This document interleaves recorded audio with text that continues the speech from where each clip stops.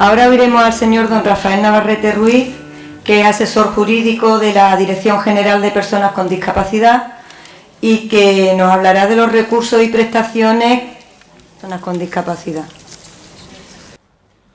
Bueno, pues buenas tardes. Yo soy Rafael Navarrete, trabajo en la Consejería de Igualdad y Bienestar Social. Concretamente trabajo en la Dirección General de Personas con Discapacidad. Y bueno, lo que veo, yo os voy a ser sincero, yo antes de que me hablaran del Congreso no tenía idea de lo que era el síndrome del SAF, a pesar de que trabajo allí y de que estoy harto de ver cantidad de patologías y cantidad de situaciones de discapacidad, ¿no? También cuando me dijeron que hablase un poco de la situación de discapacidad y de cómo se conseguía, los trámites que había que hacer, etcétera, digo, bueno, seguro que les va a interesar muchísimo el conocer datos estadísticos, número de personas afectadas, bueno, ese tipo de cosas, ¿no? Y me han dicho que no, que es imposible, no se puede saber porque, entre otras cosas, el SAF no está codificado. Es decir, cuando una persona, un niño con síndrome de Down, acude a un centro de valoración para valorarse, el centro de valoración codifica, porque sabe perfectamente qué código tiene el síndrome de Down, lo etiqueta y es fácil conocer al cabo del tiempo cuántos niños con síndrome de Down hay en Andalucía, por ejemplo. Pero con el SAF no ocurre, no hay manera de saber el número de personas que hay afectadas. Bueno, os voy a contar un poco los recursos y prestaciones que existen por parte de mi consejería, porque la discapacidad es como la puerta de entrada a cantidad de servicios sociales. Si tienes discapacidad, entras, y si no tienes discapacidad, no entras, no se abren esas puertas, ya sea en el sistema educativo, ya sea en muchísimas otras cosas, a la hora de conseguir una desgravación fiscal o a la hora de cualquier cosa. Bueno, os voy a contar un poco el concepto de discapacidad porque ha cambiado muchísimo en los últimos años. Nosotros partíamos de un concepto de discapacidad que, como sabéis, no era discapacidad, era minusvalía, que era un término que en 2006 se decidió que era una cosa totalmente peyorativa y que había que eliminar totalmente del sistema y cambiarla por otra cosa distinta, que era en este caso la discapacidad. Entonces, en el 82, que es cuando se publica la LISMI, la primera gran ley de integración de minusválidos, nos contaban que un minusválido era una persona que tenía una deficiencia y a consecuencia de esa deficiencia, que era permanente, se veían mermadas sus capacidades físicas, cognitivas o sensoriales. Fijaos lo que ha cambiado esto en los últimos 25 años. Ahora mismo ya no es una persona con discapacidad, no es una persona que tenga un déficit, sino que es una situación. Y es la situación que se produce cuando una persona tiene una dificultad y entra con un entorno que tiene barreras. Yo, por ejemplo, utilizo unos bastones para caminar, tengo también un grado de discapacidad. Si no hubiese existido esta rampa, yo tendría esta discapacidad para subir aquí y hablar con ustedes. ¿Por qué no tengo discapacidad? Porque me han colocado una rampa y puedo hablar aquí sin ninguna dificultad. Este es el cambio de chip que ha sido fundamental, sobre todo en el mundo de la discapacidad física, porque gracias a este cambio la Administración y toda la sociedad se ha dado cuenta de que no hay personas con discapacidad, sino que en la medida en que tú puedas ir eliminando barreras, la gente ya no tiene esa discapacidad. Podrá tener una enfermedad, podrá tener una situación en la que a lo mejor tiene que medicarse o necesita más atención, pero ya el problema no lo tiene la persona, lo tiene el entorno, que tenía unas barreras, y a la hora de eliminar las barreras, pues se acaba el problema. Este tipo de definición y este tipo de concepto y de enfoque ha pasado a la última de las leyes que tenemos en Andalucía, que es la 4/2017, que es la que define del mismo modo cómo es, qué podemos entender por discapacidad, como una situación que se produce cuando se interacciona una persona con una deficiencia que siempre tiene que ser permanente y una barrera. Esto de la deficiencia permanente es importante porque sé que dentro de algunos colectivos, y creo que en el suyo es una cosa que ocurre, se siente la necesidad de que el tema del grado de discapacidad sea algo rápido y sea algo que se consiga con facilidad. Es decir, que si yo ya tengo un diagnóstico y procede del SAS, que inmediatamente cuando yo vaya a un centro de valoración no tengan ni que verlo, porque yo ya tengo un diagnóstico. Pero resulta que en los centros de valoración lo que se valoran son situaciones de déficit permanente, no de un déficit puntual. Es decir, si yo tengo un accidente y de pronto me rompo una pierna y no puedo caminar, eso no me va a dar lugar a un grado de discapacidad. ¿Por qué? Porque es temporal, porque puedo mejorar. Entonces, siempre el tema de la permanencia es una cosa importante para conseguir ese grado. Y por eso es por lo que los equipos de valoración hacen un análisis de la persona, del niño en este caso, a la hora de valorar su situación de discapacidad desde ese punto de vista, de que su déficit sea una cosa permanente en el tiempo. Dicho esto, nosotros tenemos una especie de baremo, que es el que se regula en un Real Decreto del 99, que marca el grado de discapacidad. Ese grado puede ser desde 0, cuando no hay nada, hasta 100, cuando es el máximo de hándicap que puede tener una persona. Yo creo que no hay nadie que esté a 0, porque a todo el mundo le pasa algo, le ocurre algo, aunque sea una migraña o alguna cosa por el estilo. Pero desde el punto de vista legal, uno no tiene discapacidad hasta que no alcanza el 33. Por debajo del 33 no hay nada. Ni se va a abrir ningún mecanismo, ni te van a dar una adaptación en el colegio, ni nada parecido. Necesitas un 33 para ser considerado persona con discapacidad. Y luego se abren otro tipo de puertas en la medida en que tú vas alcanzando según qué cotas.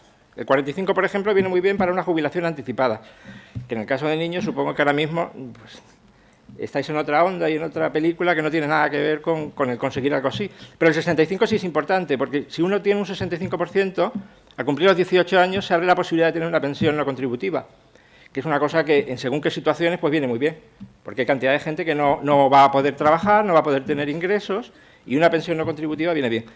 Y el 75% es cuando, además de poder tener acceso a esa pensión, la persona tiene la necesidad de ayuda de una tercera persona. Consigues el 75% y se consigue un complemento del 50% en la pensión no contributiva. Y entonces son esos puntos. Por encima del 75 ya te va a dar igual. Una vez tengas 75 has conseguido el máximo posible. No vale la pena el decir, pues voy a volver al centro de valoración porque tengo la sensación de que el niño ha empeorado y voy a ver si consigo un 85. Te da lo mismo porque el tope está en el 75. Más allá no hay nada. Nosotros tenemos 9 centros de valoración. Hay uno por cada capital de provincia y en Cádiz hay 2, porque hay uno en Algeciras. ¿Por qué Cádiz tiene 2? Pues la verdad que no lo sé. Es una cosa que yo me he encontrado y hay 9. Tenemos un teléfono de información, porque el hablar con un centro de valoración para enterarte qué hay de lo mío o qué está pasando es una cosa que cuesta muchísimo, porque son centros que están muy saturados, tienen una capacidad de trabajo impresionante y a todo el mundo que ha presentado una solicitud o que ha presentado una revisión, a todo el mundo quiere saber qué pasa y entonces se saturan. Es frecuente que no atiendan el teléfono y hay un teléfono, un número que centraliza todo este tipo de información, que es este que tengo aquí marcado. Y una dirección de correo electrónico también para poder hacer preguntas, consultas sobre un expediente concreto, sobre una situación genérica, etc. Nosotros, en el Real Decreto del 99, el 1971, regulamos el reconocimiento de grado, los baremos, qué órganos son competentes para hacer esa valoración y cuál es el procedimiento. Es un Real Decreto a nivel nacional, ¿por qué? Pues porque tiene que haber un grado uniforme en todo el territorio, si no, resulta que una misma situación daría lugar a un grado aquí en Andalucía y en Cataluña daría lugar a uno distinto, y como eso es un disparate porque estamos en el mismo país, esta norma regula exactamente qué se va a considerar por una persona que va a tener un 33 cuando tiene un déficit intelectual, por ejemplo, y la misma situación en todo el país. Quien se encarga de esa valoración son los equipos. Hay un equipo de valoración, es un grupo de personas compuesta por un médico, un psicólogo y un trabajador social. Y entre los tres son los que deciden cuál es el grado de discapacidad que tiene una persona. Evidentemente, los centros no tienen un solo equipo, tienen muchos. Aquí en Sevilla, por ejemplo, el centro de valoración tiene 14 equipos. Y cada uno de ellos con un médico, un psicólogo y un trabajador social. El médico valora, dentro del baremo de la discapacidad, los temas físicos, es decir, si tienes un problema articular en el codo, en el hombro, si utilizas bastones para caminar, o cosas de este tipo. El psicólogo es el que va a hacer un test psicológico para ver en qué situación se encuentra la persona.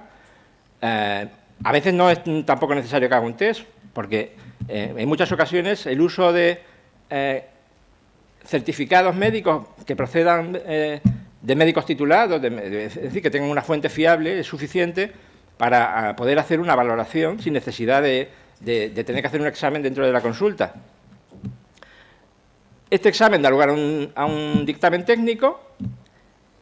La deficiencia tiene que ser, como he dicho, de carácter permanente, porque si no es permanente tampoco va a ser valorable. Es decir, si yo tengo mañana un accidente, me rompo una pierna y voy al centro de valoración para que me digan qué grado de discapacidad tengo, me van a decir que tengo un 0.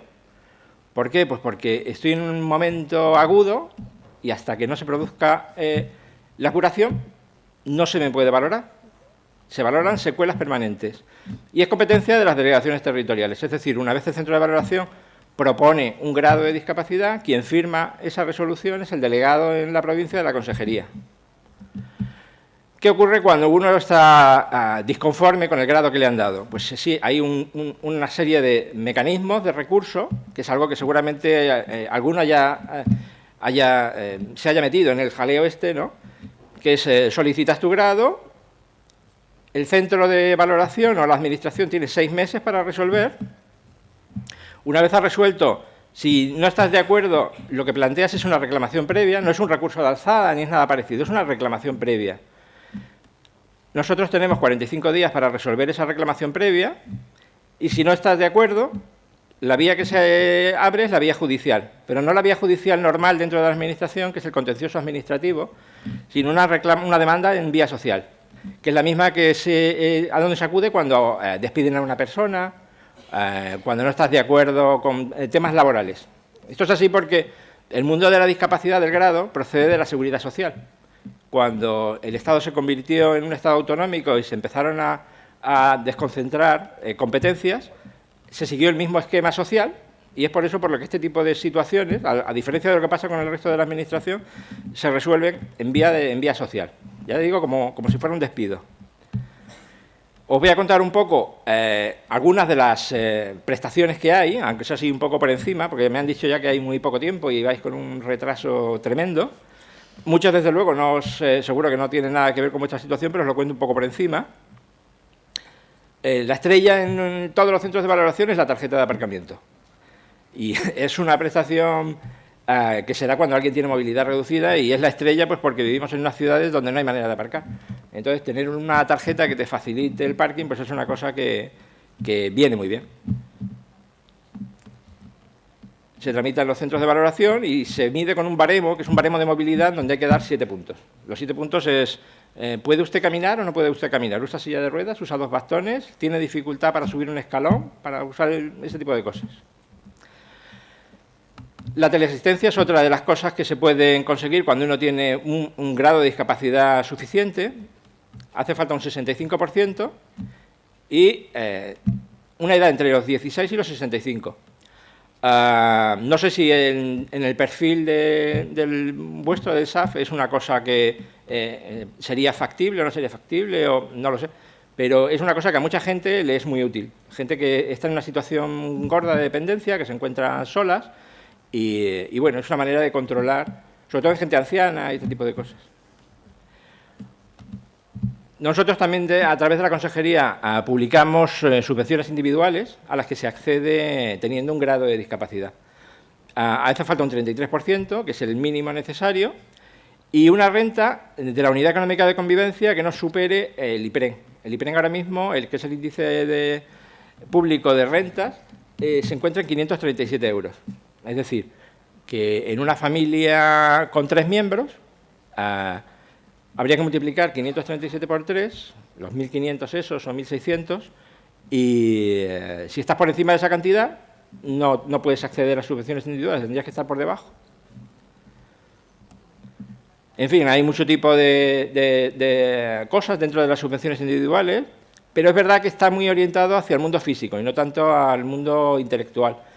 Porque lo que se subvencionan son, por ejemplo, adaptaciones de vehículos a motor para gente que tiene algún problema de movilidad y tiene que hacer la adaptación de su coche, o, por ejemplo, cosas que no se encuentran en el catálogo ortoprotésico del SAS, como pueden ser las prótesis auditivas, oculares, problemas dentales. y un cajón desastre que es la renovación de productos de apoyo, donde te dan hasta un tope de 6.050 euros. También se subvencionan gastos de desplazamiento, que a lo mejor aquí sí podría ser un poco de utilidad para vuestro colectivo, porque se subvencionan gastos de desplazamiento cuando tienes que llevar a atención temprana a un niño, por ejemplo. Entonces haces tu cálculo de las veces que te has tenido que desplazar y te acabas subvencionando con esta cantidad, 109 euros al mes, que tampoco está mal. La pensión no contributiva que había comentado antes, que bueno, que es una cosa ya de por vida. Nosotros tenemos un sistema de pensiones que está basado en los seguros. Es decir, tú trabajas toda tu vida, pagas una cantidad de dinero a modo de seguro y luego lo recuperas cuando te jubilas o cuando tienes un problema de salud y entras en situación de incapacidad laboral. Y si no has contribuido, pues no tienes derecho a pensión. Entonces, por eso es por lo que se creó la pensión no contributiva, para esos casos en los que no has podido trabajar, poder tener también derecho a alguna ayuda. Como comenté anteriormente, hace falta tener un 65% como mínimo, y con un 75% te dan un complemento del 50%.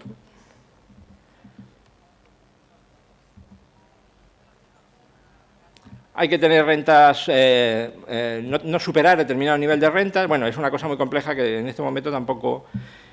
Y como os cuento por aquí, ahora mismo la cuantía de la PNC se encuentra en 369,90 al mes, que con el complemento del 50% se quedaría en 554, que no es tampoco para tirar cohetes, pero hay mucha gente que vive con esta cantidad. Cuando se sobrepasan los límites de ingresos, la gente lo que suele hacer es pedir la prestación por hijo a cargo, que es una cantidad muy similar, donde ya no se miden estos límites de ingresos, se pide ante la Seguridad Social y acaban siendo, también con un 75%, 6.658 euros al año, que dividido entre 12 acaba siendo una cantidad muy parecida, los 500 y pico euros de ayuda. Hay otra ayuda también de movilidad por gastos de transporte, muy ridícula, de 63 euros al mes, que es totalmente residual. Y también hace falta una cosa terrible, porque no puede superar el 70% del salario mínimo, que es una cosa... Pero se supone que, bueno, en este tipo de situaciones hay que estar muy mal para poder acceder a ayudas, porque no hay ayudas para todo el mundo, con lo cual... se puede conseguir también el título de familia numerosa, que, como sabéis, el título de familia numerosa es ese que se concede cuando una familia tiene al menos 3 hijos o más. Cuando una persona, una familia, tiene un hijo con discapacidad, no hace falta que sean 3, con 2. Y si uno de ellos tiene discapacidad, se consigue el título de familia numerosa, que, como sabéis, pues es una cosa que te sirve para muchas situaciones. Muchas veces en situación de becas o, bueno, cosas por el estilo.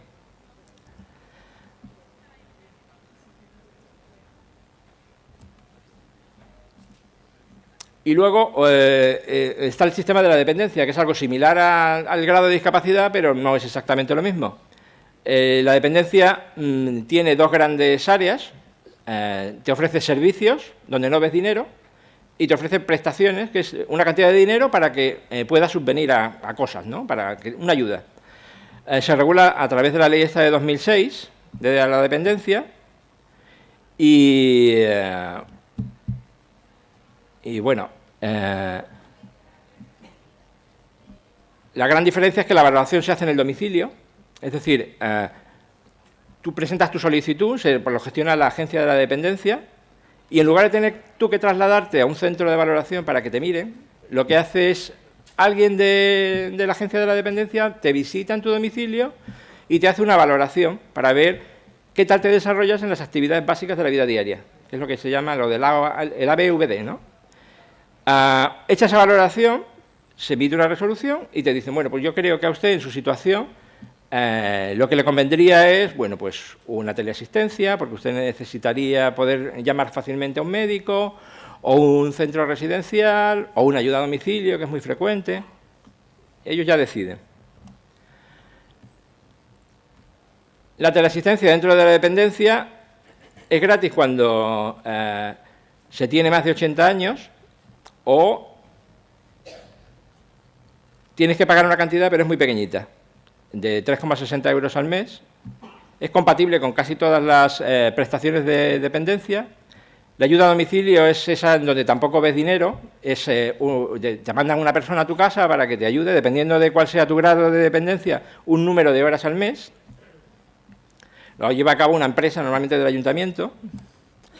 Los centros de día, que son esos lugares en donde, bueno, se acude a llevar la atención durante las horas del día y los padres descansan un poco y pueden dedicarse a sus tareas laborales, etcétera.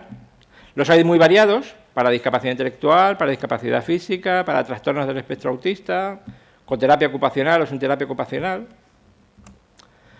La atención residencial, que es un alojamiento sustitutorio del hogar. Supongo que en vuestra situación ahora mismo pues es una cosa que ni se piensa, pero bueno, es un recurso que se encuentra ahí. Antiguamente yo me acuerdo que se concedían plazas residenciales directamente por parte de la consejería y ahora está totalmente vinculado a la dependencia. Si no hay dependencia no es posible que te asignen un recurso residencial y ahora funciona así.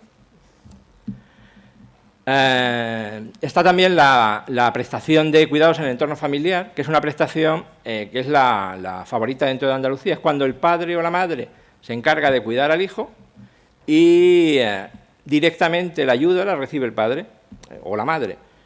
En toda España ha sido un tipo de ayuda muy residual, pero aquí en Andalucía ha funcionado muy bien y supongo que porque, no sé, habría más nivel de desempleo por parte de los padres o más capacidad para poder atender, no sé.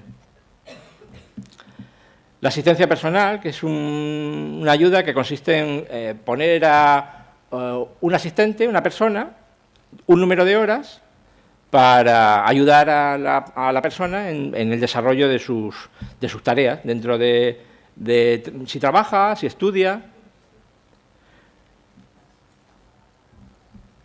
La vinculada al servicio, que es cuando no hay manera de encontrar un recurso para ti y entonces la administración dice, bueno, pues váyase a la residencia privada que considera que es la más adecuada y luego la administración te abona la cantidad correspondiente que ha costado. Y ya está. Hay muchas más cosas, pero hasta aquí hemos llegado.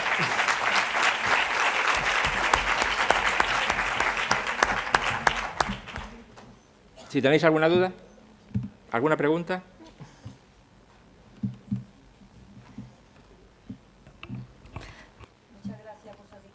Muy bien. Ay, perdón, estaba apagada. Sí. No, vas solo, vas totalmente, sí.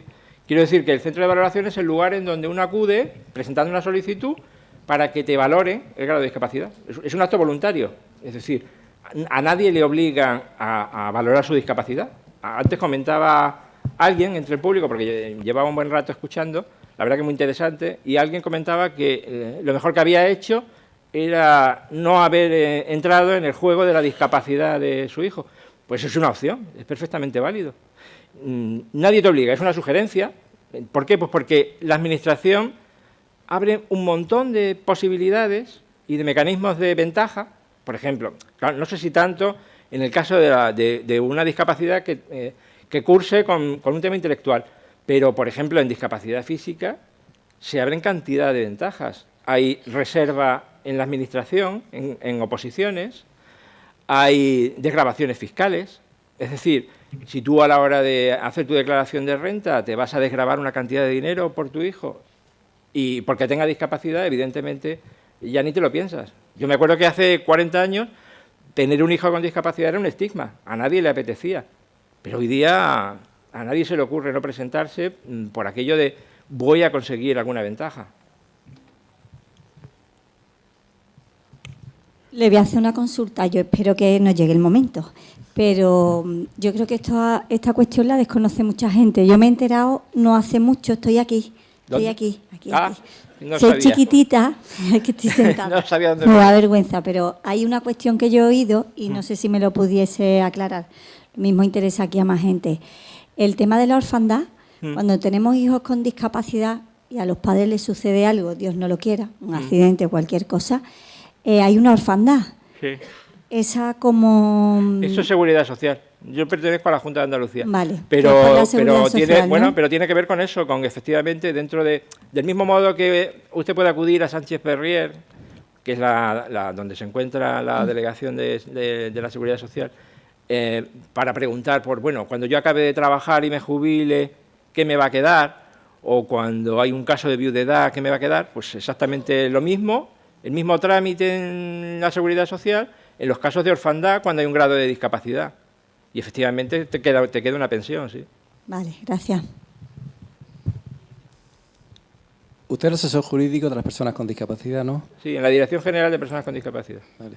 ¿Quién tiene que dar la orden a los centros base de valoración para que cuando uno llegue allí, con un tocho de expediente bastante grande, con un diagnóstico de SAF, que no le tenga yo que explicar ni al médico, ni al psicólogo, ni al asistente social lo que es el SAF durante 3 horas y media? Que lo busquemos en el ordenador, Ya. que no salga, y que lo busquemos en Internet para que entienda lo que es el SAF. Ya. Imagínese qué valoración me hacen.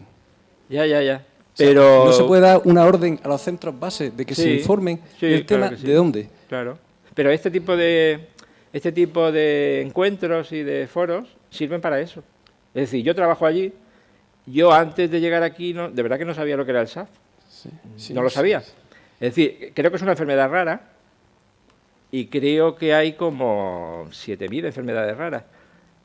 Es que es muy complicado el saber de todo, pero poco a poco se va aprendiendo. Es decir, es que eso es así, es como funcionamos. Yo también tengo una enfermedad rara y cada vez que tengo que ir al médico, pues tengo que andar contándole en qué consiste y además contándole cuál es la mejor terapia en cada momento, porque probablemente sé más que el médico que me está atendiendo, porque él no tiene posibilidad de abarcarlo todo. Y con el SAF pues pasa 3/4 de lo mismo, pero en fin, que se va mejorando muchísimo, seguro. Ya de momento en la Dirección General saben perfectamente lo que es. Sí, pues necesitamos que se traspase a los centros base para que los demás compañeros, los demás Normalmente padres, eso se no les hace- pase lo que me pasó a mí, que me dieron Claro. un 33%, pero porque no sabía lo que era. Claro. Dice, bueno, Pues pero eso se consigue a través de formación, de cursos. Es decir, en los últimos 2-3 años ha habido formación en enfermedades raras. A lo mejor es que no se ha incluido el SAF dentro de esa enfermedad rara, pero yo no descarto que el año que viene haya una nueva edición y se incluya.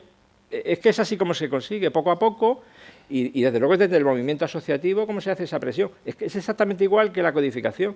¿Por qué no sabemos el número de afectados que hay en Andalucía? Porque no está codificado. evidentemente, hombre, nosotros vamos a recurrir, porque claro, no se entiende, pero claro, cuando ellos sepan primero, dejaré que se informen Claro. de lo que es, porque si no es que volvemos a la IMA. Dicen, mira, Pero tampoco el tener un diagnóstico te va a dar un grado. Eso no existe, eso no funciona así. Es decir, es el análisis de la situación concreta de una persona Sí, y cuál es su hándicap en cada momento, lo que da un grado. No es un diagnóstico. El que lleve un papelito del hospital o de cualquier médico diciendo fulano de Copas tiene diagnóstico de SAF, eso no te da un 33% directamente. no, si lo habían revisado ya todo el mundo y lo que pasa es que, claro, no lo conocía Pero en nadie. tema de información, claro, pues es fantástico, ya le digo que este tipo de congresos son muy buenos para eso, para difundir y que todo el mundo conozca. Pero para todos los centros base de Andalucía. Sí. Sería lo interesante para todos. Muy Pues bien. seguro. Pues muchas gracias. ¿Alguna pregunta más? Pues agradecemos al señor Muy bien. Rafael su participación. Desde pasada